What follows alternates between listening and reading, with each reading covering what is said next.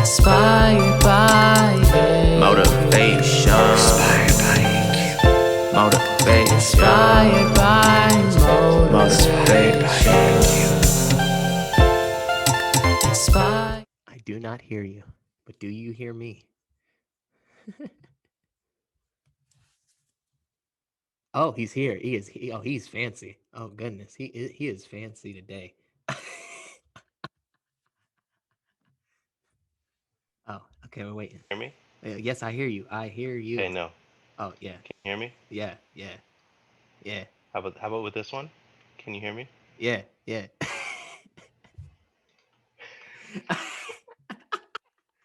How about with this one? Can you hear me with this one? I've got like 30 different. Oh, there we go. Oh wow! Whoa! Oh my goodness. He said, "I got 30 different channels of speaking." Hi, that's not it. Wait, no, this is the one. Okay, wow, we're in 4K now. All right, 4K audio.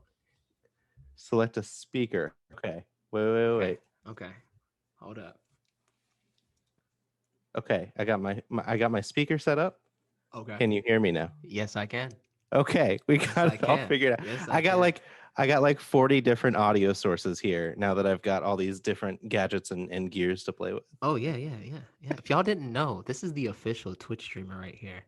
If you did not know, Pro streamer. so official with it. Like it's not even funny. Like when he comes on, he has the now playing displayed, just started coming up. When you go up in there, you got the music, lo-fi. He got outfit on. He's ready to go. You're like, okay, Oh, yeah. he is ready. He is ready. Pretty Super much, it's just from watching other people create content and enjoying the way that they create content and then applying it to my own content. So it's pretty much just taking what I see from everybody and being like, okay, your content, our content, comrade. Comrade, we're in this together. When I go through death, you guys see me die, but we come back together. I'm like, okay, exactly. We're there. Okay. All right. Well, today is a Thursday tips where I talk about advice, stuff like that. So you got anything you need advice on or whatnot, this is the place for it. But if you just want to talk about it, just talk, conversate, I'm here for that too. It's just like a special week of just being on Zoom and whatnot. Just talking with my peoples, my subscribers, my friends, my family. Hell yeah. All that, you know what I'm saying? So introduce yourself to people who do not know who you are.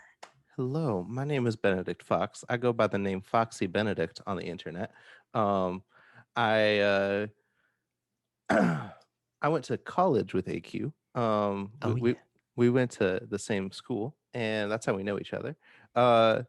Recently, I have started doing live streams on Twitch where I will be playing video games, talking about self-improvement, and also talking about politics every now and then, and just general political consciousness.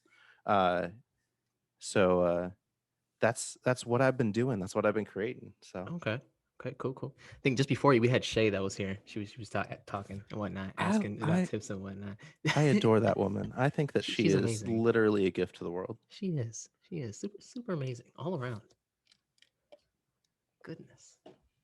So like with your journey through streaming, we started with the you went through the goal setting and whatnot. What are like some struggles you felt like you encountered like at first glance? First glance was just the overcoming the fear of it. Mm-hmm. That was the biggest thing, was just overcoming the fear of creating something. Mm-hmm. I think was the biggest one, because it's like, okay, what if this doesn't work out exactly how I want? What if this this doesn't really fit the medium? What if talking about it like it's a work of art, but like right? For me it's a creative expression. So yeah, it was mostly just overcoming that fear of, okay, I'm putting something out into the world, and I want to make sure that it's putting my best foot forward. Right. And I think stepping back and realizing that it's a progress thing, it's an over time thing. Oh yeah. Was part of overcoming that fear. I think was realizing, okay, yeah, no, this week this is what it's like, but what can it be like next week? And then what can it be like the week after that?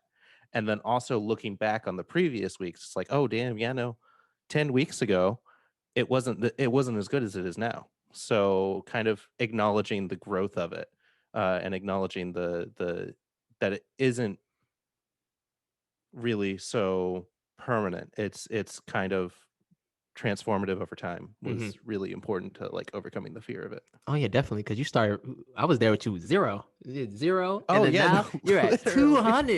211 or almost. I Yeah, don't know like what it is now, but yeah, like it's up there. two. I'm at like 211, 215, somewhere Yeah. around there, and like yeah, it was crazy. Because it kind of started out as just a personal project of me like wanting to hold myself accountable for creating stuff, and yeah, I think the fulfillment that I found out of it was that once you start creating stuff, other people who are creating stuff are going to notice you, and they're going to be like, oh yeah, no, I see this person creating stuff. I could take a little bit of what they're doing and I can give a little bit of what I'm doing in Mm-hmm. return. And I think that that's what's so cool about creative spaces and creative people is that it's like the power recognizes power kind of thing. Right. Creativity recognizes creativity. Right. Um, if you are putting something positive out into the world, someone is going to recognize that and return it a little bit. And so finding the community aspect of it was major for me. Was like, okay, I just started doing this because I wanted to play video games and I wanted to Right. actually finish them Right. instead of Right. like getting nervous about it and then Right. quitting them because I was Right. going through some like mental shit. Right. But I didn't expect to find like the community aspect of it Mm-hmm. and find other content creators that wanted to work with me and all of that. That was really cool. Yeah, you make a good point about the creating aspect. Because someone, I think Shay, she had just like asked, "Do you have any advice on like writer's block?" Because as creators, we do tend to have like times where we have those blocks in our mind. Like, how do we avoid the blocks and things of that nature? And my biggest like uh advice for that was try to find your ideas through things that you enjoy every day. Like for me, maybe watching some anime, and I'm like, oh, this scene inspires me to do this or watch this or play this type of game. So like, do you ever experience like creating block of some kind when you're Oh, going yeah, through? like so with live streaming, what you're doing is you're kind of creating that space of going over to your friend's house when you were kids Right. and they only have one controller, Right. but they're vibing, they're playing, Right. and you're hanging out with them and talking and having a good time anyway. And and like especially if they're playing a game that they love and then they're talking about how much they love that game with you, it's a lot more fun than going over and watching someone just sit there and play. And Right. um I used to do that a lot. I didn't do that so much with my friends because a lot of my friends had the two controllers and I would just go over and play games. Right. But once I was like an adult and I had friends that I would go over and hang out with and we would just like light up a blunt real quick Right. and they would be playing Right. games and we would be talking back and forth and they would be telling me about the game. They would be sharing an experience with me. And um so recreating that online with streaming is very much about like sharing your experience of playing the game with other people and them interacting with that. So the blocks that I found are usually when I find that I'm not having fun playing a game, when I'm not having a good time, or when I'm like too in my head while I'm playing and not sharing it with other people. Um, so yeah, I find those blocks is like basically when I'm just kind of going through the motions of it and I'm not really being mindful of what I'm doing.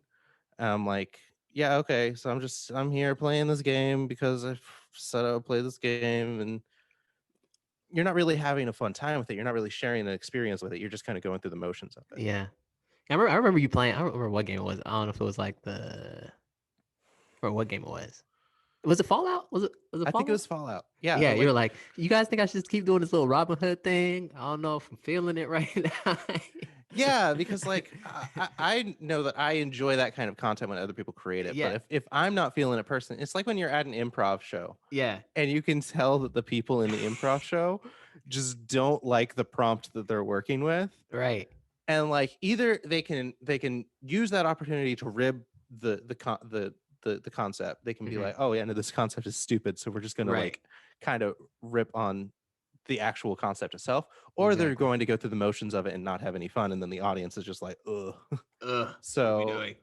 it's very much like that of like, okay, so either you can take a game that you don't like and then you can use it as like a roasting opportunity Hmm. to like create some content with it and like kind of poke jabs and be like, Right. yeah, no, this shit sucks, but in a funny way. Right. Or you can, try to be respectful of this thing that people like, and then the entire time you're just like, but I'm not having fun. Right. So I think kind of learning when to drop something when it's not working, Oh yeah, you right about that. learning when Drop to it. drop something when it's Drop not it. working. Drop it. We're not doing that anymore. Sorry, y'all. You enjoyed it for that time. I'm out. We're doing something new. Like, I think that that's like a major thing when it comes to writer's block, is when you're trying to force something. When you're trying to force yeah. something because it worked before and it doesn't really work this time because you're trying to force it. You're not really working with the ebb and flow of the creativity. You're kind of trying to push it a little bit. Oh yeah, I feel that. Cause like every month I'd be like, man, I wanted to just change it up today. I've been doing it this way for so long. Let's change it up. Let's do something different. See what happens. Experiment with Yeah, it. and I think that works with pretty much every kind of expression. I think like um music really lends itself to that. Oh yeah. Specifically, like I really really love like concerts where the band goes into a jam session Oh instead of just yes. playing their old shit. Yes. They'll just be like, okay, we're gonna take this concept that we made years ago, and we're just gonna jam on it for a while, and we're gonna just like play some beats. We're gonna like use the audience a little bit. We're gonna feed off of that energy. Like that's when a concert really like becomes a memorable experience. Yeah, it gives Because you a meaning to why you bought that ticket. Like yeah, because like I can go and look up a live concert online anytime, Mhm. but being a part of a musical experience is fantastic. And I think that like streaming right now is one of the only ways that people can get that right now. It's Oh yeah, exactly. That's the only type of tangible thing that they can get kind of, sort of, somewhat of that. like last Tuesday, I got on my stream, I started out, I was like, I'm just gonna do whatever I want. Right. I'm gonna freeform it. I'm gonna play some Noita, we're gonna just chill and we're gonna vibe. And people started talking about color theory or something like that. And specifically like the color setup that I had with my new Mhm. overlay. And people started talking about how that works with makeup, and I'm like, do y'all want to just see me paint? Do y'all just want to see me paint? And I can't really paint on a canvas because it's two dimensional, and you kind of need more of a foundation of it. But Right. like painting on my face, that's like Right. That works. it's like painting on a stage. Right. It's like you can create anything you want on this Right. space. I was like, do y'all just want to watch me paint? And then like that was one of the most successful streams that I've had in a long time.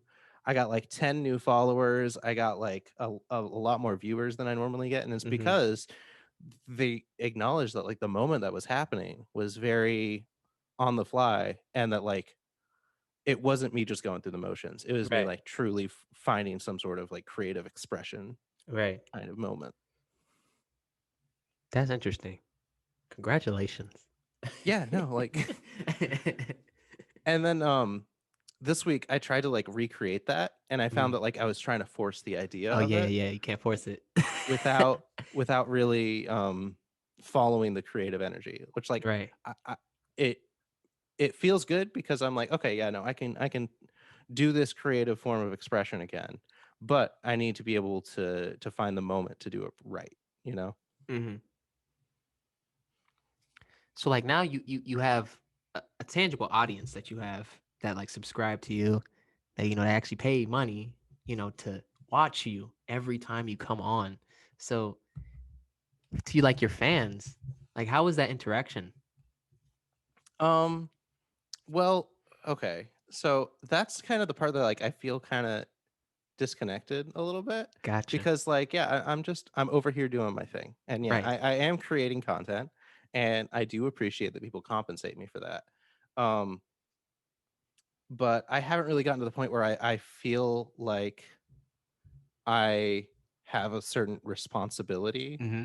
Right. to like make sure to maintain that. Like Right. I'm not going to like be like, hey, you absolutely need to be subscribed to me and compensate me for my Right. work. I'm never going Right. to be like that. Right. Right. But I'm going to be like, hey, there's a hat.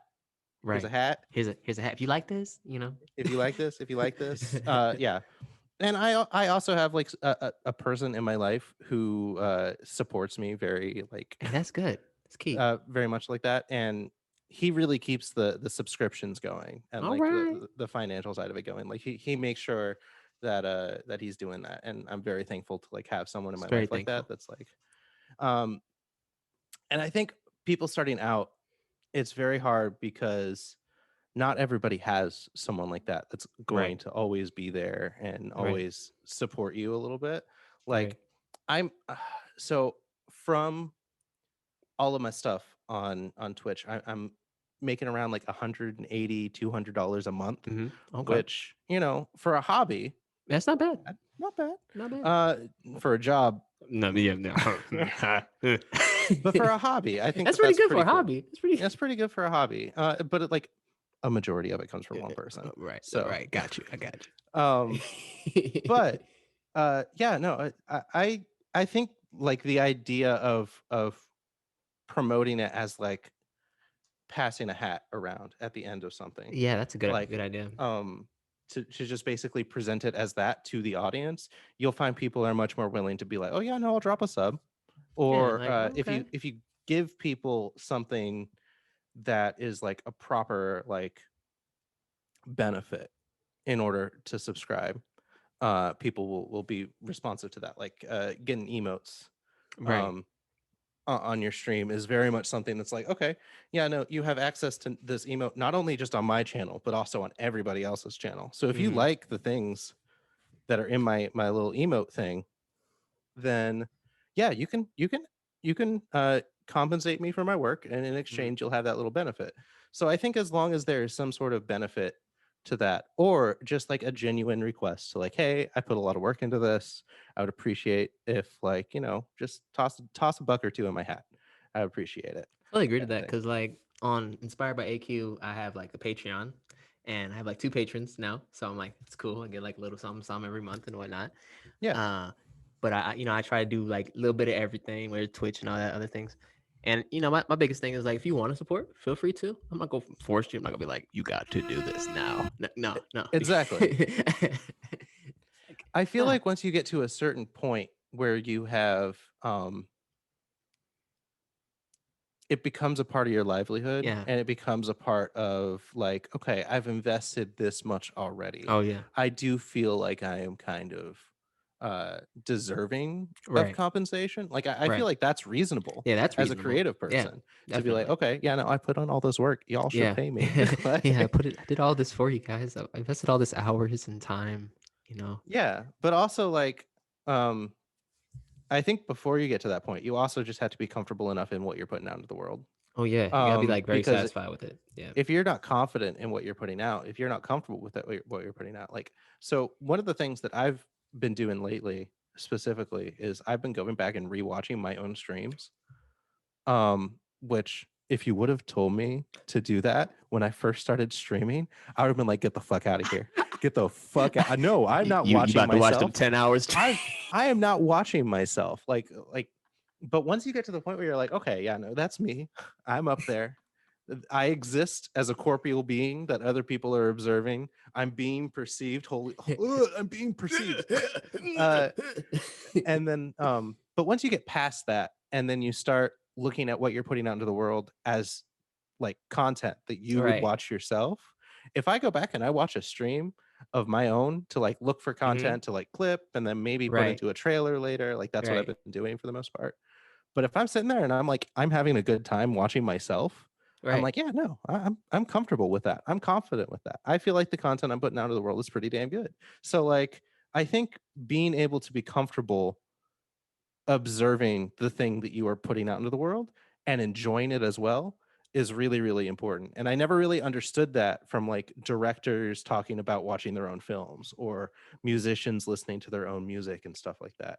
I never really understood people who were like, yeah, no, all I needed to do was enjoy what I was putting out into the world. I was like, I always really kind of thought it was just based on the confidence alone. But no, you also have to enjoy what you're putting out into the world.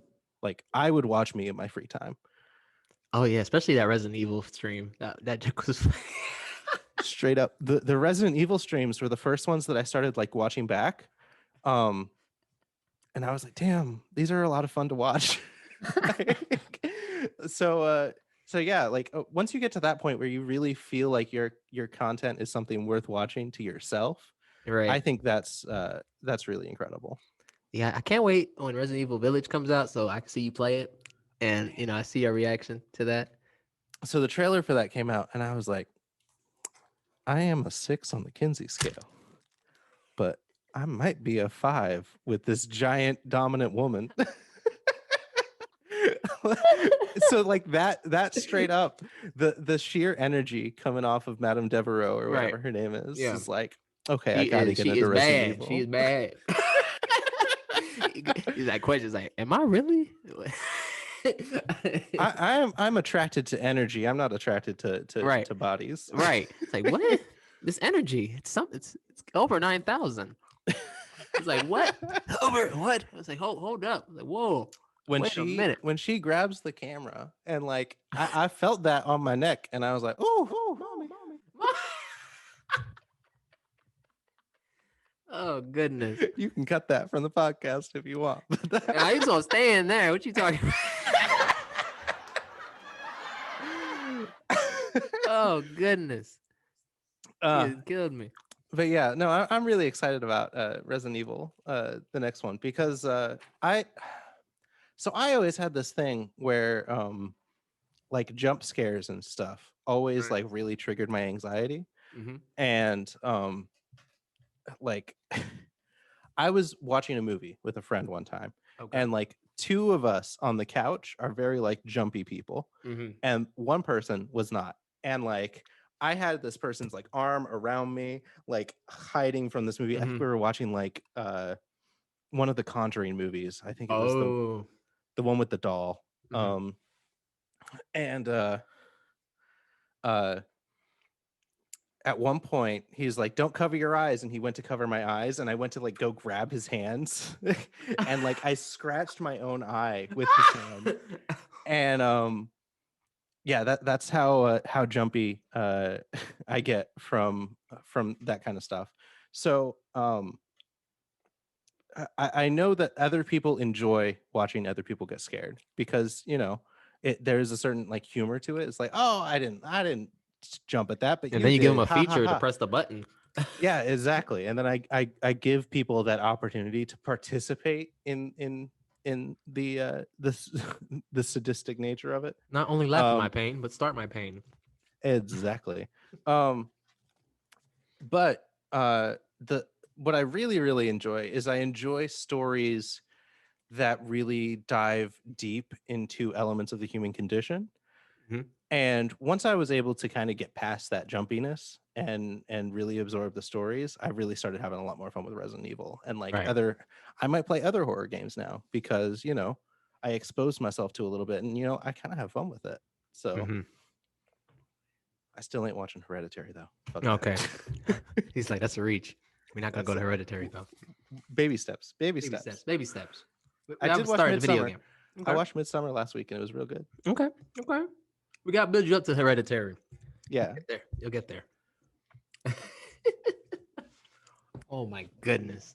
You done brought entertainment to here, man. You're going to be in the video. Damn, might as well put you as a podcast episode now that you done took over. All right. Woo. Life of the party, really. Just like that in the background. Like, oh, yeah. Like, did I lie? You did not. Did I lie? No, you didn't. I didn't expect you to. I got questions for you. All right, now. Ask away. Go ahead. What is the story on this EP? Okay, EP. Okay, well, since you're here, it's basically a collaborative EP. It's with my god brother named Ghost King Kami. We just decided one day because we do Anime Mondays every week where we talk about animation on IG Live. Yeah, like 3 shows and whatnot. So we just started recording on some beats that some of his homies made, and the biggest thing that we wanted to focus on was Heart Needs. That's the name of the EP, is Heart Needs. So it's basically like a story about someone getting done dirty and trying to rise from that. because it's kind of like a relation to our lives and whatnot, because we both had similar situations that happened to each other, and we decided to just collab on this, where we have like the first song is like you down dirty, and as you go along to the 5-track EP, you get like a feeling of like the characters in the songs, like they go through these rise and falls and rise and falls. It's like the struggles of life, basically. So Love that's really life. cool. So it's supposed to be like a narrative experience, kind of. Yeah, basically, we were even talking about making it a musical. We're kind of process of doing that. So, Well, okay, so so I think that like approaching things like that, like to be like, okay, could we fit this kind of into a mhm. script as Yeah, well, yeah, can really help bring a narrative together. hmm Um, because yeah, like Lin-Manuel Miranda wanted Hamilton to just be an EP. hmm And then he was like, wait, no, there's too much here, right, and decided to make a whole ass musical right, out of it. And I think you could definitely do that backwards a little bit and be like, right, okay, let's see if we can make a musical out of this, but then end up making an EP kind of right, thing. right. So like Yeah, we were approaching talking about making like a musical music video where it has, oh yeah, and like you go. could totally It's gonna be like 25 minutes. yeah, Yeah, and like that shit is stuff that people are really hungry for right now. Like yeah, Whack World went crazy.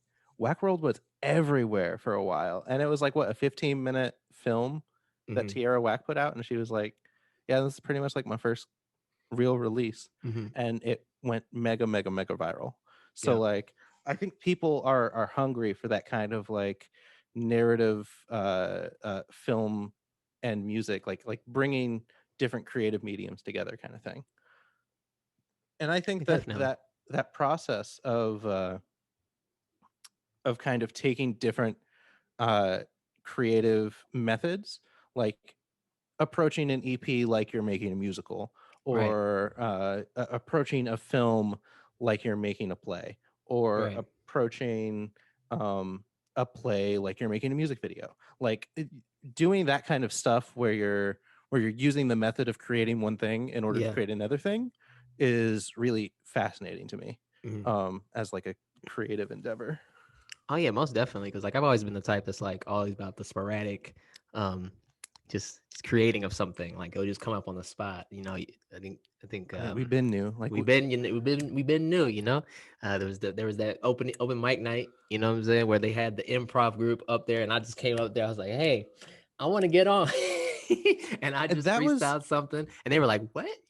You made like that up? Yeah. straight up, as someone in the audience for that, that was really formative for me as like a person in general, was like hmm seeing someone just get up, and you kind of just stood there for a few seconds and was like Yes, I did.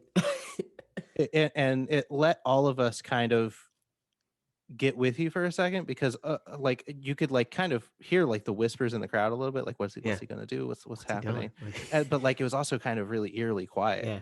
because like people were like, are we about to make fun of this guy, or are we about to Right. be on this guy's side? Right. And then you kind of started doing the I know music, and then Yep. like you built up off of that and Yep. got all of us into it and feeling it with you. Right. And that was really formative to me, because I was like, damn, you can just get up and make something. You can Right. just get up and make Exactly. something. Exactly. And that was like a big deal for me, like like informing my own hmm like opinion of the world and Wow. how to put things out into it. So like yeah, no, like that was really formative for me. So that was, I tell people about it all the time. Like, It's like one of those stories. Hey, and let's see, next music video I got right there. That's gonna be the premise. I'm just gonna walk up on the stage. Just gonna you're gonna be there. yeah, no, like Inspired by a true actually, story. and I think that like those moments are really worth capturing, of like a Right. moment of kind of uncertainty in creating something. I think that that's where people are right now, as there's a certain kind of like level of uncertainty, but also kind of a level of hope, but also kind of a level of fear right now, because like hmm we've approached like a year, like Oh yeah. today is 1 year. Today Yeah. is One 1 year year. of like Yeah. MBA closing, the Yes. the economy Economy crashing. crashing. That was like, that day was terrifying, because like I got to work And like 2 or 3 days earlier, I was like, it's just gonna be the flu. It's no big deal. Right. Like even I was one of those people that was like, this is no big deal. And like I think that day was specifically a wake up call to everybody of like, yeah, no, this is a lot worse It's than real we life think right it's now. going to be. Like it was kind of like waking everybody up to real life. Yeah. Mhm. And I think that kind of broke everyone down a lot. And I think that everyone is kind of in the stage of like, okay, are we going to come out of this better than before, or ... question mark, question mark, question mark. Like people are kind of hesitant but hopeful, I think, right now. So I think creating something to kind of capture that moment is really worthwhile. Yeah, that for me, that like happened at a point where I was like trying to apply for jobs and whatnot. So I was like, yo, and I had to just like, I was like, I got into YouTube stuff, and I was like, I just kept going on with it. So I'm like, it kind of like gave me more initiative to do other things. And a year Yeah, later, and like, here we are. yeah, yeah, and I think that like is really interesting because the last year, um, looking back on it from like the stuff that came out in December and January of like creative stuff, like movies and stuff like that. Like when Barb and Star, like I'm gonna hold up Barb and Star Okay. as like the things we lost to the pandemic. Mhm. Because like Barb and Star Go to Vista Del Mar, stupid comedy movie Mhm. with with Christian Wiig, and it's like very Anchorman-esque, Mhm. very almost Napoleon Dynamite-esque, Mhm. and it really would have like fit well into like summer 2020. It was just like the perfect level of absurd, perfect level of this. It was supposed to come out summer 2020, but movie theaters were all closed. Nobody was getting any of that. And I'm trying to think of like, okay, what albums did people make and then just not release in 2020 Hmm. because it didn't fit the moment? Hmm. What kind of creative stuff was lost? Mhm. And like it also showed that like a lot of other creative stuff that did get released got really, really hyped up Right. because it really fit the moment. Yeah. Like Charlie XCX's How I'm Feeling Right Now. Mhm. Like when I first listened to that, I was like, "What the fuck is this? This is ridiculous." It like it feels Right. like Sophie but weird. And Right. I think I made a post when I first listened to it. I was like, "This is garbage." Mhm. And then I kind of got it after a little while. It's like, Oh man. yeah, no, this fits. This fits what's going on right now. And then like the rise of hyperpop as a genre Mhm. of Yeah. like kind of exposing and playing with like hyper artifice, Mhm. just like so fake, like ridiculously fake, like taking fake and turning it to 11 Mhm. really took off. And a lot of like specifically young people really vibe with that because yeah, no, it feels like a lot of what's going on right now is just so fake. Right. So people want that instead of, dance club mixes. Yeah. They're like, we want that stuff. I want something that like matches my fear and my anxiety, Mhm. but also I can vibe to and I can party to. And I don't think that like the pop of 1 year ago really fits with that. And I think hyperpop does. So Yeah. I think that like the way music has been going has really, because it's so immediate, and specifically because Spotify is so like unattached to the like if you look at the Spotify analytics over the last like 4 years, the studio albums, the studio music is getting less and less airtime. It went from like having 90% of all plays Mhm. on Spotify being from studio artists Mhm. to like I think it's at like 70% now Hmm. of all plays on Spotify are studio artists. Like 30% of what people are listening to is just independent artists. Oh yeah, the indies. Everybody Uh showing love thanks to TikTok and oh yeah, like thanks to TikTok, thanks to kind of the studios being slow. yep. And now that people can release their music on the speed of a dial, if they got DistroKid or TuneCore stuff like that, they can just send Yeah. their music out And independently. it it really shows how music is much more well equipped to change with the times than Mhm. any other form of expression, because usually it's one to 5 people collaborating or working on a project themselves, like, and it doesn't require all those people in it, but it's still collaborative, and it's still and it can match what's going on right now. And Yeah. I think that's really cool. Like, I was listening to your music before stream because you gave me permission to. Yeah, I give you permission to. And I listened to 99 Ways, and I'm like, this is such a good vibe. This is such a good vibe. And then I listened to Quarantine Jam, and I was like, there's some. I want to ask you a question. Is the discordant like use of like kind of off kilter melody in there supposed to be so discordant? Yeah. Yeah, because it's like you're kind of singing, it's all good, we're in quarantine, it's all good, we're just vibing in quarantine, and then in the background it's like, what is that's not right, that's not right, what's going on in the background right now, that's not right. So like I really picked up on that while listening to it on stream, and I was like, damn, this has layers. Yeah, it has layers. So I was really impressed by that, like, Like, oh, and your wow, okay, and your use of going this way. your music education to Oh, really yeah. match the moment, man. Yeah, definitely. All thanks to my uncle. He produces some of them tracks, but I gave him the idea because I had formulated the chords of it, because it was just me and guitar just playing it, and then you had a little one thing to it. I was like, okay, this works, and I just wrote some more lyrics to it, and then here we go. That's Quarantine Jam. But it's cool you picked up on that, and I made people pick up on it. They're like, oh, Quarantine Jam, that's cool. Yeah, because I was listening to it, and like 99 Ways is like really smooth, like R&B neo soul kind of. Yeah. And listening to Quarantine Jam right after to juxtapose it is like, okay, so that really, really smooth drink is really is really going down against this chunky smoothie right now. Yep, it is.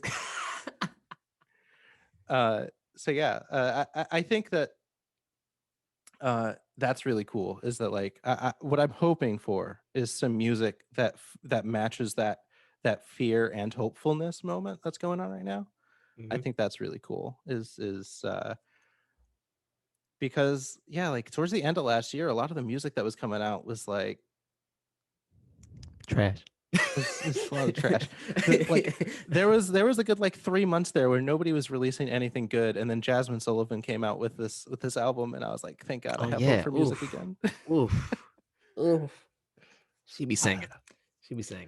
I love albums like that where it's a project on a specific topic, and I love the hotels bent to it, where it was like, we're gonna talk about it really reminded me of Lauryn Hill like the way that Lauryn would have those spoken word bits between her songs, and it would really deliver you like a narrative story to it. And I really felt all of these moments of like female sexuality, and it really like drove it home for me. I was like, damn, this is the art. This is the art we've been missing. It's the art we've been missing. Everything's always been like, we're just gonna talk about we getting lit. That's and it, like, we getting lit. After almost a year of like, we ain't fucking anymore because quarantine. It felt really good to like have an album about sexuality again. Yeah. And like not just the like I love Megan Thee Stallion, but WAP feels like almost a performance of sexuality rather than an expression of sexuality. Yeah, it's more of like, WAP. Which like is good. I love WAP. WAP is great. But it did feel like kind of a performance of it instead of an expression of it. So yeah, definitely. Yeah. I agree with you on that. That's what I'm hoping for. Is I'm hoping for more stuff that's like matching the moments of like the things that we've been missing, but also kind of heightening the things that we're currently feeling. So I'm hoping for that kind of stuff to come definitely out. Like more music that is like not what you expect at times. Like it's like, oh, this is cool, but like I've been missing this. Like for example, Bruno Mars came out with "Leave the Door Open," and Anderson .Paak collabed with him on that. Silk Sonic. Anderson .Paak is a Midas right now. Like, definitely. If y'all know his original OG name, Breezy Lovejoy. Wait, Anderson .Paak is Breezy Lovejoy? Yes, sir. Are you fucking kidding me? Yes, sir. Yes, sir. You remember the YouTube days? days. Wait, are you Dumbfounded, fucking Breezy kidding me? Lovejoy. Yeah, it's Breezy Okay, so Lovejoy. we went and saw Raya, the Last Dragon, Mhm. at the movie theater because Mhm. we got our vaccines and we're able to go do that safely now. And I came back from the bathroom because Mhm. it's been a minute since I've Right. seen a movie and I didn't Right. pace myself with the Right. soda. Yeah, Uh, and I came back and I saw Dumbfounded on Mhm. the credits, and I was like, "Oh my god, Wow. are you serious?" He came out with Wow. Safe like Oh, 5 snap. years ago Mhm. with like a song about there not being enough Asian Yeah. American Yeah. representation on Yeah. TV and film, and now he's in movies. Wow. Wow, like Wow. and like I found Dumbfounded like back in 2011 with Yup. Green Yup. I was a big and Dumbfounded fan. Cell Phone with Yup. Cell Breezy phone. Lovejoy Yeah, and Breezy Lovejoy. Wax. Yup. Um, Wax. and I saw Breezy Lovejoy at a Watsky concert one time Wow. in Athens. Oh, snap. It was Watsky. Dumbfounded was opening for Watsky, Mhm. and Breezy Lovejoy came up Mhm. and did a song with the three of them. And damn, I didn't know that Anderson .Paak was Breezy Lovejoy. Yeah. Yup. Yup. That's so cool. But yeah, no, he's on Mind Midas blown. right now. Everything that he touches is so good. Yeah. So good. Uh, him and Ty Dolla $ign are Like, like I'm the glad he's getting future. his like shine now. You know what I'm saying? Because people like he was like a like diamond in the rough basically. Like if you didn't know who Anderson .Paak was, I mean you knew who Breezy Lovejoy was, but he Yeah, came out with different names. So people who didn't know, they're like, oh, who's that? You know, no, like he's got a and lot of hits. I think it fits what he's currently doing because he's Hmm. kind of doing the more highbrow stuff than he Yeah. was before. Because like Hmm. Breezy Lovejoy was kind of like He was breezing through, you know, he was the breezing, breezy guy. He was breezing through, giving you the masterful hooks. he used to kind of feel like the house party guy, Yeah. but now he really feels like the like he's a speaker at a protest or Oh yeah, something kind of definitely. guy. Yeah.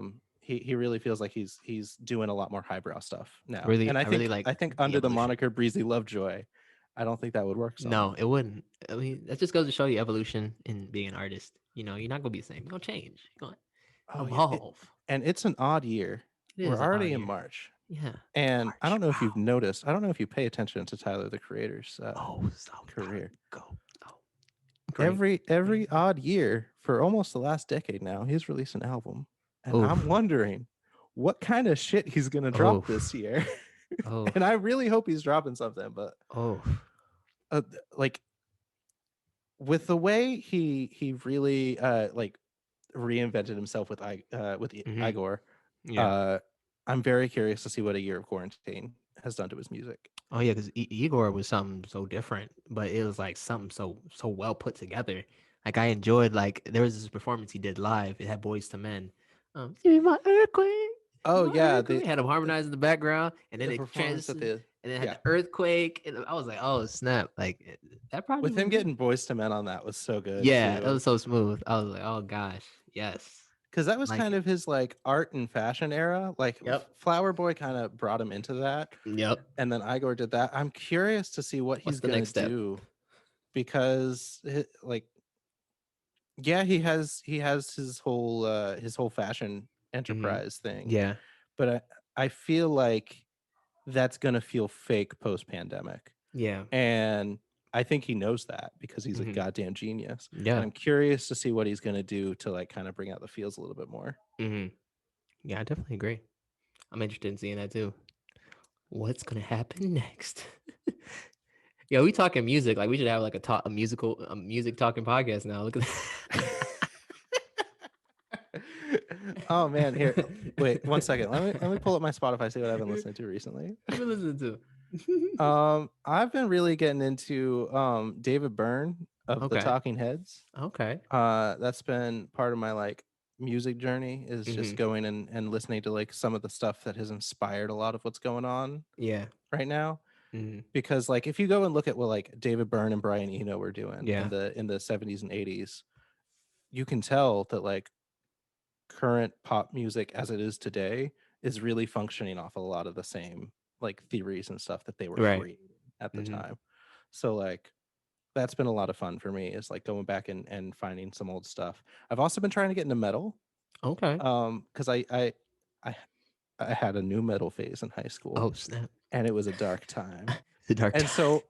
And so I've always like kind of associated metal with like toxic masculinity and stuff. Right. And then I listened to the Black Sabbath's first Mm. album, and I was like, this is like a brilliant expression Mm-hmm. of like kind of darkness, and it doesn't feel toxic, it doesn't feel evil, it feels kind Right. of beautiful and morose Mm-hmm. and fascinating. And once I was able to kind of get past that whole metal music is toxic idea, I was like, okay, I really got to like Yeah, go it's back deeper and than that. learn Yeah. some.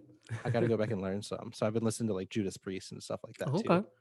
um so really trying to dive into like genres that I've previously avoided Mm. has been something I've been trying to do to like kind of just open my mind a little bit to different forms of expression, because you can always learn something from people you used to disagree with.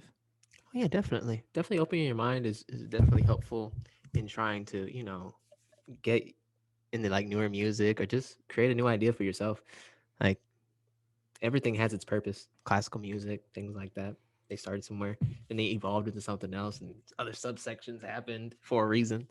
Oh yeah, like I went to a record store, and the coolest find that I found was a 4 record collection of Tchaikovsky's best sonatas. Ooh, And I ooh. was like, I'm gonna go home and listen to this right now. And yeah, Right no, it's now. good shit. It's Right good now. It's shit. good stuff. Yeah.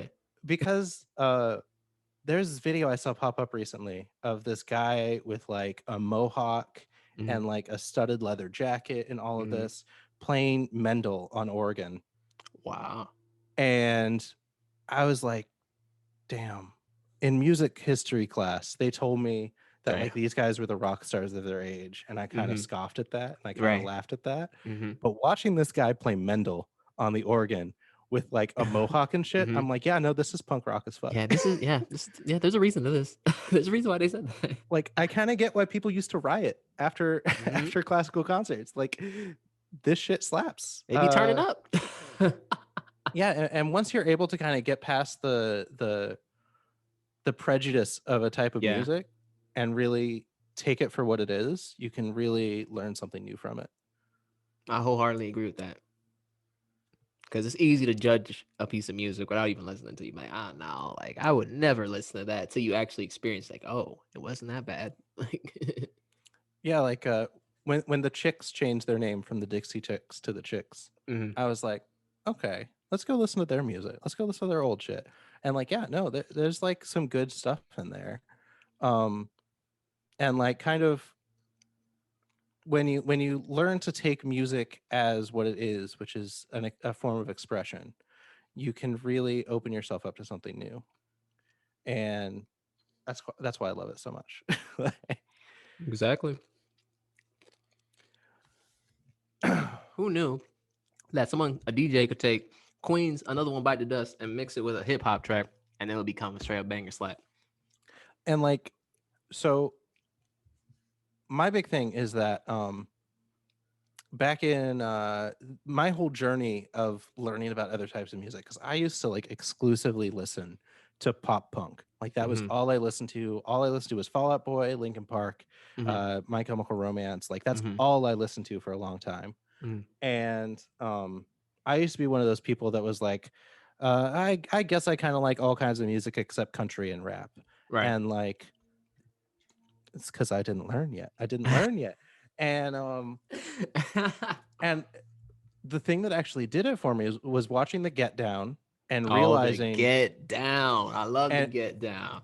and realizing how one genre of music evolved into another from just a bunch of kids playing with shit. And then that caused me to watch Hip Hop Evolution. Mhm. And once I watched Hip Hop Evolution, the Netflix docuseries, I was like, okay, we're gonna go back and we're gonna deep dive into some stuff. We're gonna go back and listen to some old shit. And I went back and like started listening to 90s hip hop. And like I used to be one of those people that was like, oh, I don't like hip hop because it's homophobic. Mhm. Which that's a valid statement. That's a valid statement. Some forms. Yeah, but then like once I was able to kind of learn that like Mhm. okay, the conditions that those people were in Okay. were often really hyper masculine, Mm. and part of hyper masculinity in the 90s was to kind of posture heterosexuality. Mhm. And a lot of the times it was spaces that were like under like didn't have a lot of public services, Mhm. were very like underrepresented in government, Yeah. were like the material conditions of those spaces kind of brought about this kind of I got to protect myself Yeah. through posturing Yeah. in this way. Exactly. And once you kind of learned about the history of that and why they were kind of homophobic and why they kind of postured this toxic masculinity, you were able to really enjoy the music a lot more because it's like, okay, yeah, no, I get it. I get it now. Yeah. Like, so I was able to like go back and listen to oh God, what was his name? It's been a minute. It's been a minute. It's been a minute. It's been a minute. I don't remember his name. Here, let me go through my artists. You got it. I think it starts with a.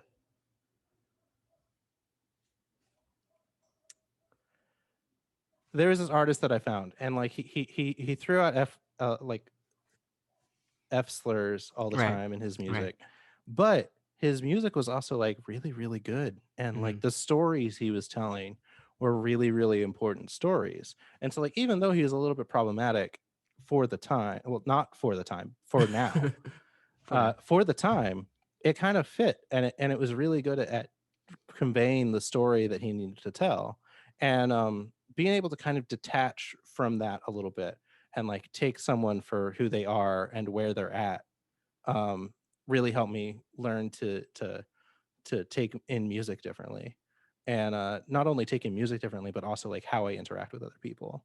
Because like yeah, someone can hold some problematic views, but as long as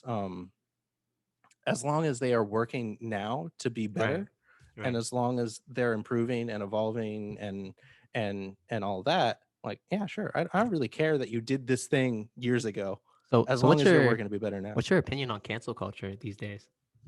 Oof, okay, this I got hours While you of answer that, I'm gonna content get in my theory. charge my laptop. Okay, yeah, no, go ahead. Okay, so we're going to talk about cancel culture, my friends. Okay, so in 2019, late 2019, early 2020, I was real deep in like bully culture online, where basically there were a lot of people that had got the impression that the best form of praxis was to ruin people's lives, and the use of moral high ground as justification for that shit is infectious. It's like, okay, so I can ruin this person's life, and it's a righteous kind of holy attack on this person. um and so I got stuck in that for a little bit, and basically what happened was I got caught up in a situation where someone I didn't know said some transphobic shit online, and I got involved in the discussion, and then this person came for me personally and threatened to kill me. And so I was like, I'm gonna ruin this motherfucker's life. Oof. And I got this guy fired. I got his nursing license taken away. And I got like 50 new friends that all were a part of kind of this culture of ruining people's lives who do shitty things. Right. And once I did that, you kind of get this dopamine rush of feeling powerful. Right. And a lot of the people that get caught up in these circles are people from oppressed minorities.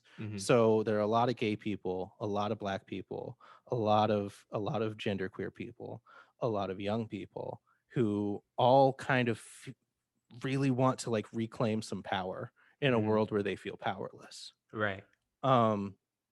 So I got really caught up in that. And then once you do it once, the people in that culture are always looking for a new victim. Oof. So because you tasted blood, Right. you felt that righteous victory. You Oh, got boy. that righteous victory, and you felt like you finally reclaimed some power over the people that make your life shitty. Right. And then yeah, so I got real wrapped up in that, and I learned thing one, that the person I was closest to in that kind of circle was created a fake Twitter account for his boyfriend to get nudes from people. Wow. And I learned that a lot of the people who were doing this were people who kind of had problematic relationships with power, and problematic relationships with trying to reclaim some sense of power over other people. And I didn't like that. I didn't vibe with that at all. And then ContraPoints on YouTube. She's a essayist and a psychologist, and she'll deep dive into internet culture. She got canceled for associating with someone that a lot of trans people on the internet don't like. Mm-hmm. And so she made a full like deep dive study into the way that these cultures work, of like usually oppressed people searching for someone to cancel who has been associated with someone they don't like. And I was like, damn, fuck, that's me. I'm doing that shit. And I think that I'm doing something good for the world. What? So like, here's the thing. Okay. We're going to step back a little bit, I'll step back. because that is a subproduct of a bigger form of praxis, where a lot of really, really dangerous people finally were getting their comeuppance because of online outrage. R. Kelly, Harvey Weinstein. Yeah. Who's the other one? Guy from House of Cards, and Kevin Spacey. Yeah, Kevin Spacey. That shit. So like a lot of really, really dangerous people who were doing really bad and dangerous things were kind of getting their shit because this good praxis tool of public outrage of a figure worked. And the issue with that is that there are only so many dangerous people in the world that you can do that to. And so what happens when you have this really useful tool that allows marginalized people to reclaim some power, and then they run out of targets? They start attacking each other. It gets dangerous. Yeah. It's like, okay, so it's like a gun. A gun is not in and of itself evil, Right. but it is a tool Yeah. that can accomplish a lot of evil very quickly. So everyone had this brand new tool that was used to bring about some good shit, and then they're like, I want to keep using this. It makes me feel powerful. It makes me feel good. I grew up around guns. I know how good shooting a gun feels. It makes you feel really powerful. It makes you feel really good. That's why I stay away from them now. I don't like that drug. He's like, I'm good on that.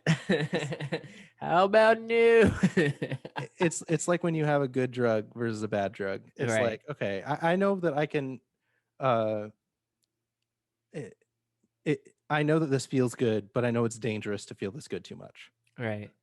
So a lot of people just didn't like, there's gun safety classes that you can take out there that will help you be able to kind of contextualize, like, okay, this is when I can use the gun, this is what it's used for, this is how to be safe with it, this is how to make sure that other people are safe with it. Like, you have a lot of that, but we didn't have that for canceling.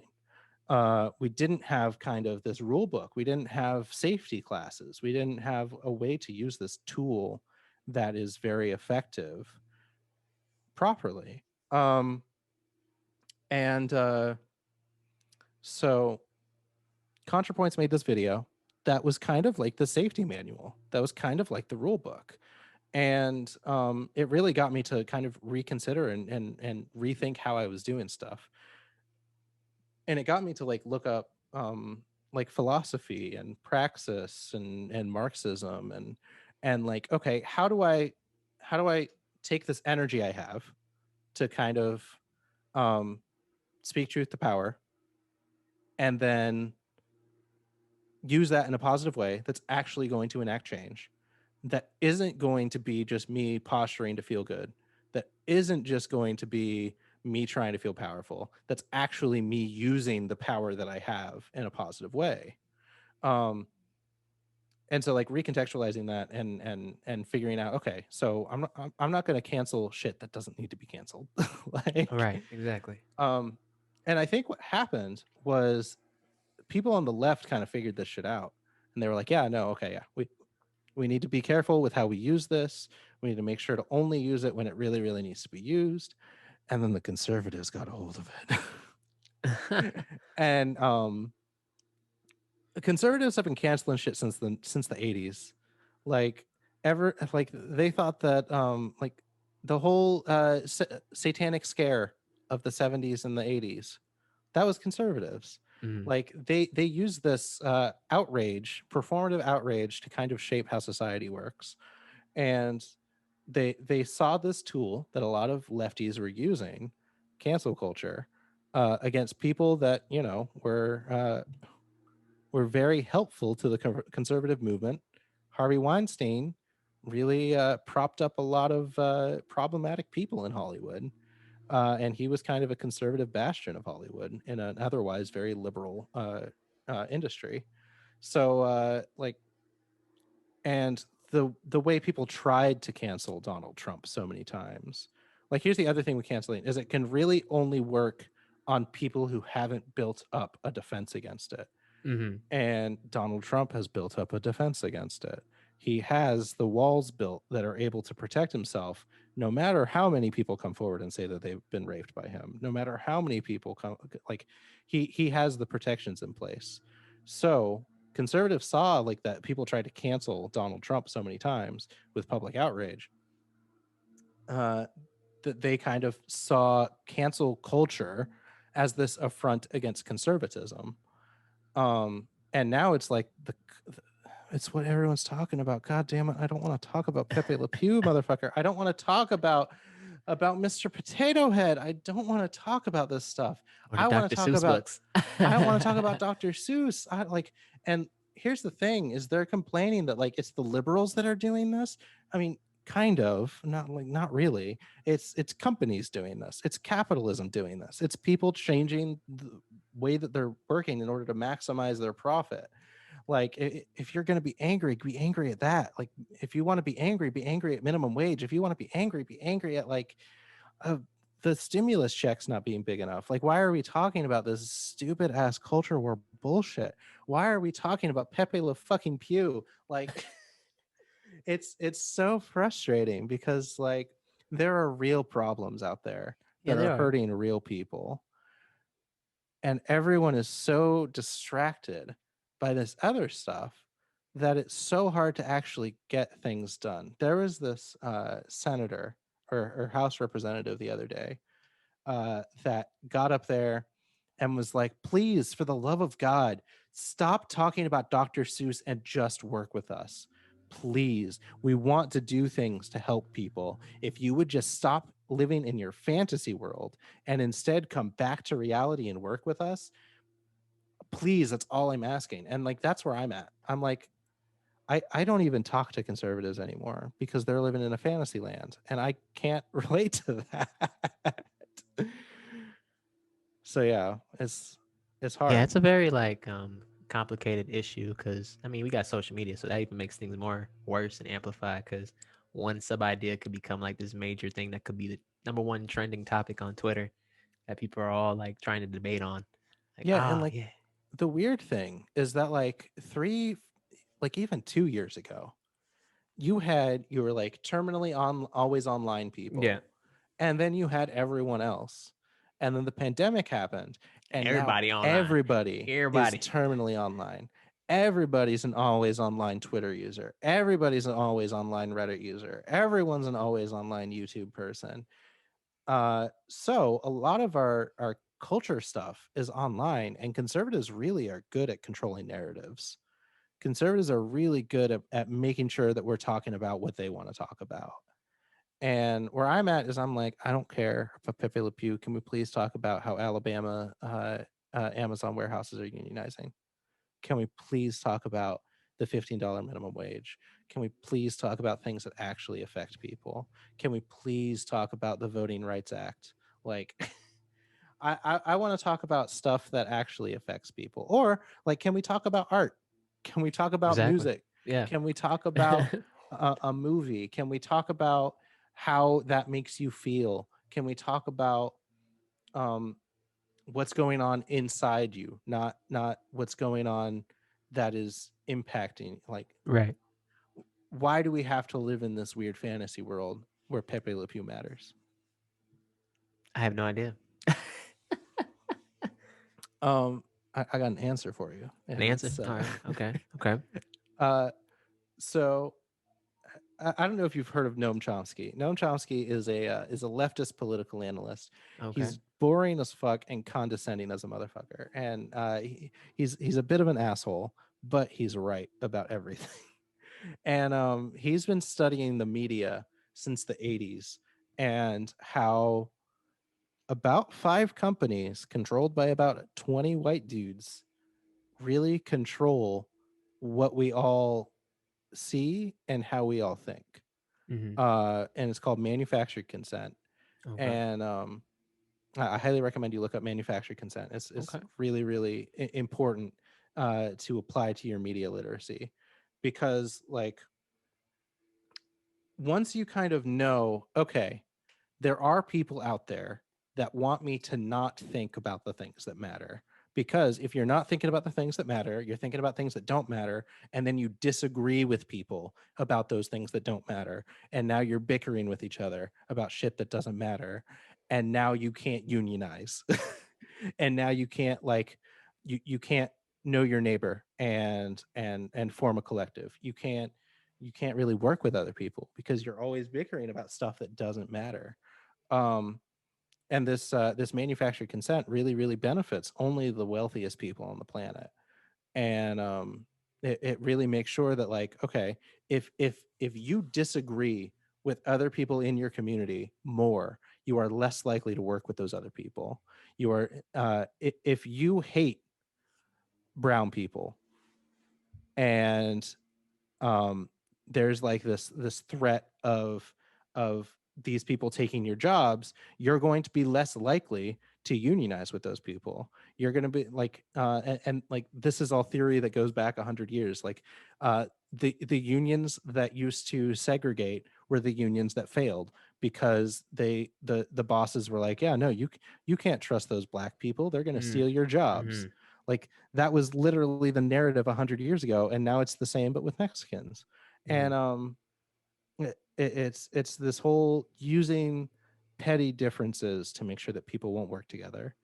And once we kind of snap out of that fantasy land of bickering over stupid shit that doesn't matter, we might be able to work together a little bit better. Yeah, it kind We of might be goes able back to like the George Orwell theory, the 1984.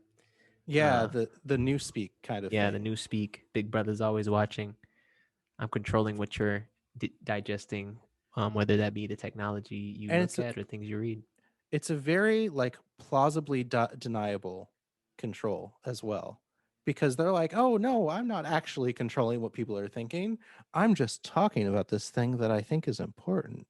And then like they can kind of be like, yeah, no, this I'm not controlling anything. You have the freedom to do whatever you want. You can read whichever of these 20 newspapers that I own.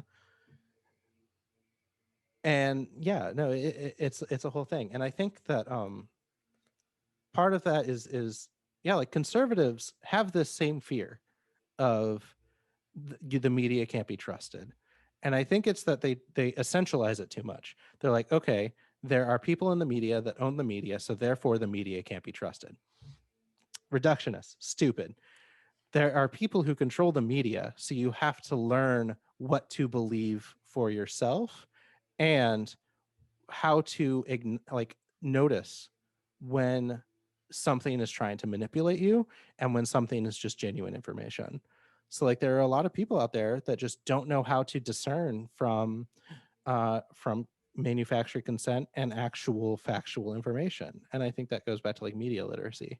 Oh yeah, definitely. Some So people just take it like, oh wait, you said this, so this what stands, but you didn't like read it all the way through. You didn't really like take the points from it. Because like yeah, like everything, you can't just read it once. You gotta like read it over a few more times. I can watch Fox News and get the news of the day in like the 5 minutes that they actually tell me the news of the day. The other 2 hours of slog is all like very, very intentional manipulation tactics. All to keep And you engaged in watching. yeah, and part of it is utilizing outrage. And in a time where people are scared, using outrage to your advantage is a valid strategy, and conservatives are very, very good at it. Like the Black Lives Matter protests were so popular because the protest organizers were able to harness public outrage and use it in a positive way. So I don't think that using public outrage at a thing is inherently bad. It can be positive, it can be negative. I think that the manipulation tactics that Fox News and conservative media uses are dangerous, dangerous, dangerous, dangerous. Got a good point there. He said, "Sip, sip, sip, Just sip." gotta take a drink. I was getting parched. Parched. Press the drink. Stay hydrated button. Stay Yeah. hydrated. Yeah. So I guess that's where I'm at. Is basically that's why I like to use my video game streams to kind of talk about politics a little bit, because if I can get someone to open up their mind to a new concept, even if I can just get someone to like go look up Noam Chomsky, even if I can just go get someone to read a little bit about logic or philosophy or something like that. If I can talk about something that piques someone's interest a little bit, I can send them on a journey to kind of educate themselves. Um, so that's what I kind of try to sneak into my video game streams a little bit, is a little bit of consciousness. Like the biggest like point in that also is like, even if you like disagree with something, if you're like willing to just open your mind and like look at from the other person's perspective, like why they see this way, and like take a deeper dive into it than just trying to stay like, this is what I see and this is what stands and this is what me, like you're gonna be better in the long run with like knowing information instead of just being like, I only know this way. Yeah. And like that's why I brought up the whole conservatives have the same fear, but Mm-hmm. they're just directing their energy in the wrong Mm-hmm. way Mm-hmm. about fear of media control. Mm-hmm. Like, yeah, no, the media, it does have a certain level of control, and it's usually just to benefit corporations. Mm-hmm. It's usually just to benefit the economy, but not the economy for you, the economy for them. And yeah, like one of the biggest things that like taught me this was I tried to unionize my workforce when I was Mm-hmm. working in AV, Mm-hmm. and I met up with a union representative, and he was like, okay, so something that you need to know is you need to know about the union busting tactics that they're going to use, and they are going to stoke sexism, they are going to stoke racism, they're going to stoke all of these little petty differences in between their workers to try and get them to do that. And I'm like, damn, Mm-hmm. our entire country does that all the time. The discussions about what is and is not a feminine thing to do or a masculine thing to do, like the whole fellas, is it gay to do this thing, like it's so stupid and it's so reductive, but it really brings benefit to a lot of like stuff that feeds on insecurities, and it also gets men fighting with each other. Like I used to be terrified to talk to other men. I used to be Mm-hmm. terrified to talk to straight guys Mm-hmm. because I'm like, they all hate me. They think that I'm disgusting. Right. They're going to like be violent against me or Mm-hmm. something like this. And I used to genuinely have that fear, but now I'm like, damn, I got to talk to straight dudes if I want to get them to listen to my ideas. Right. And a lot of the time, if you can just kind of make those bridges and talk to people, they can be uh, as long as you can find what other people's concerns and fears and worries are, you can really form connections based on that, and kind of build something positive, Yeah. because the whole point is, if they have you in fear of each other, you can never form connections with each other. Right. Bonds are important. Form those bonds. Oh yeah, and like the other thing about like unionizing specifically was learning about how you can disagree with people and Mhm. still have them be your allies. Uh and like, as a person who used to be a liberal, Mhm. um I was very much stuck up in the whole purity politics of it. I was Mhm. like, you got to be accepting of all people all the time, no matter what. You can never be sexist. You can never be Mhm. racist. You can never, Mhm. and learning about some like theory about, okay, there aren't racist people. There are racist ideas and policies. There aren't homophobic people. There are people who have been indoctrinated to think that this is an affront against God or something like that. Mhm. Like, there are ideas and policies rather than people. Once you like separate the people from the bad thing, you can really work with people a lot more, because then you can be like, okay, it's now us against the bad thing instead Mhm. of me against you. Yeah. Because like sometimes it may just be like what you grew up with, the ideas you grew up with, and you encounter them in real life. They're not really what you thought. It's like the big bad wolf. Like, oh, you thought the big bad wolf was really bad, but then you end up communicating with him. He ain't that bad. Like, what? You were just trained to think this way. But now it's like time for you to just learn from your experiences and learn that maybe it wasn't as bad as what you were taught or what your mind thought, because you hadn't experienced it yet. So you just already had this preconceived preconceived view. Yeah, and I also think that there is some merit in drawing a line with Mm-hmm. some people, because there is going to be a point where, okay, they're not ready to form the bridge yet, Yeah. because it is a two-way street. Yeah. You can't And force somebody to do form something. you can't force someone to respect you. You can reach out with Yeah. respect, and if they can reach out with respect back, you can do something to be us against the problem instead Mm-hmm. of the problem being you and me. Yeah. um and yeah, so I think that there is like a certain line to be drawn at some point, where it's like, okay, I'm never going to be able to connect with this racist person because Right. they haven't come to terms Yeah. with how to deal with that yet. They aren't Yeah. ready. They're on their own journey. Yeah. They're on their own They got to journey. figure it out. I'm not the person to take them out of that, because someone else can do it. I don't Yeah. have the energy to fix every racist person. No. I don't have the No. energy to fix every homophobic person. But I can reach out to someone who kind of has some concerns or some worries, that has some borderline respect for me, and then it can be us against the problem. But if there's a situation where it's like, okay, I'm reaching out with the olive branch, but you're gonna punch me in the face, like, It's like I'm good. okay, I'm I'm good. I'm out. gonna draw that line. I'm out. I'm out. Someone else can reach out to you and pull you a little bit closer to me, Right. if we want to get to that point. Uh, so once upon a time, last summer, Okay. Story time. I tried LSD for the first time, Oh snap. and it was really, really incredible at getting me to understand the world a little bit better. Because where I was before that is, I was always afraid. I was always um, angry at like the way our society was built, because I didn't understand it. I didn't really have any understanding of it. So like at the height of the LSD high, I watched Koyaanisqatsi, the documentary from the 80s. Mm-hmm. It's basically just a whole bunch of patterns over this chant in Japanese. Mm-hmm. And when you're high on LSD, you hyper focus on patterns. Mm-hmm. And a movie about showing the patterns of our world, it really helps you kind of recontextualize, okay, this is kind of why everything is the way it is. And then as I was coming down from the high, I was like talking to a few people. I was like, God, you got to try this with me. You got to try this with me. And one of my friends who used to do LSD a lot, but has dropped it for 20 years now, was like, I've had my moment with that. I'm past that point in my journey.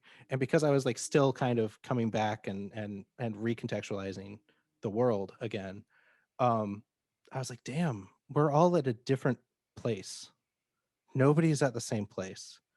Good things aren't universal. Bad things aren't universal. Everyone is at a different place in their journey. And what I can do is I can emit this energy out to other people in what I say, what I do, to try and like get them to where I am. But I'm never going to be able to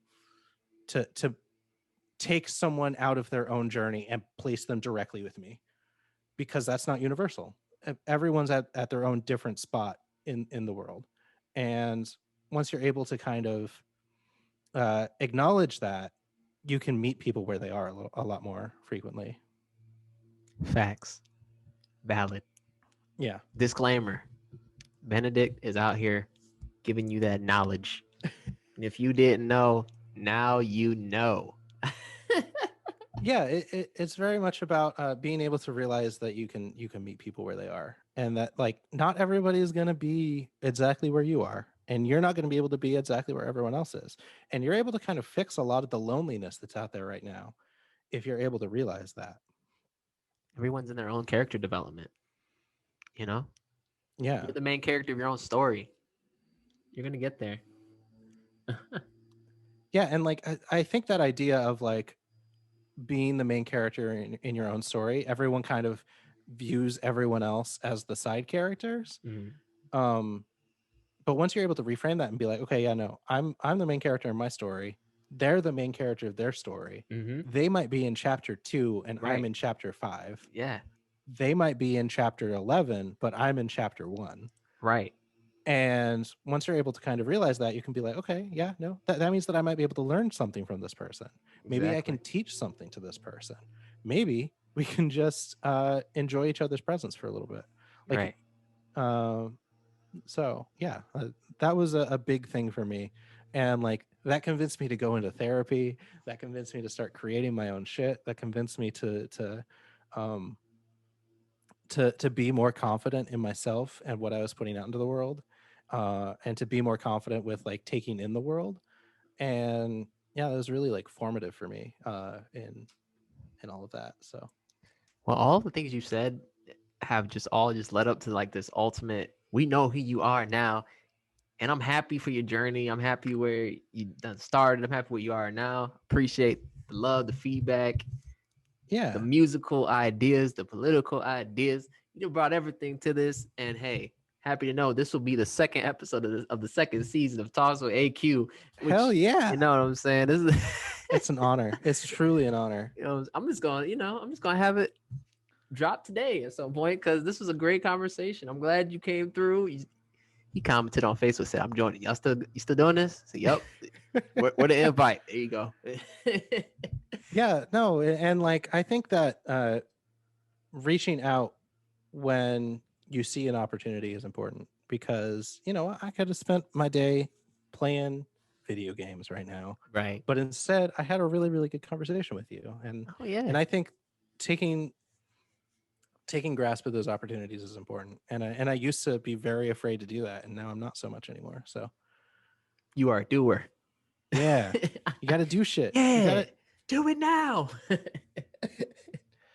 Well, thank you so much for having me on. It was no problem. Truly an incredible conversation. No problem. And, like talking to you always feels very constructive, and like something good is happening out of it. Same with you. I thank you for coming through. You know, I'm always there to support you in the Twitch journey. You are like 215 followers. Only about you're gonna get up there. I'm waiting to see the 1K. Yeah, like I used to think that was completely unobtainable, but I think that like as long as I keep at it with some consistency, yeah, and I'm able to take a hold of some opportunities and maybe push myself out of my comfort zone sometimes to really keep growing. Well, it's a possibility. I could be at 1K out a year. It could happen. You could. We done manifested it. There we go. Yeah, put that energy to work. Manifest that shit. Manifest it. Come on now. Well, I'm not gonna take too much of your time. Thank you for taking the time to be here. Absolutely, and thank you for having me, and thank you for doing these. I think that yeah, you're taking a hold of your opportunities as well, and you're making your own shit, and that's super always. cool. Got that logo behind me. I'm here. AQ. You're doing it. Yes. But yeah, thank you everybody who's tuned in today. Please be sure to check us out next week for the newer things like this. If you guys think I should do more of this, please comment below, like the video, also subscribe, also follow FoxxyBenedict on Twitch. Please support him. Support, and also be sure to watch him whenever he goes live with his streams. Streams are very entertaining. Yeah, God, don't- 7:30 p.m. Central Standard Time, weeknight. There we go. Plug yourself in there. Also, Absolutely. peep the merch. Buy your merch day, y'all. Teespring, Inspired by AQ versus AQ the singer. But thank you for being here once again. And I'm gonna sign off. Where's Okay, that okay, pause button at? Have a good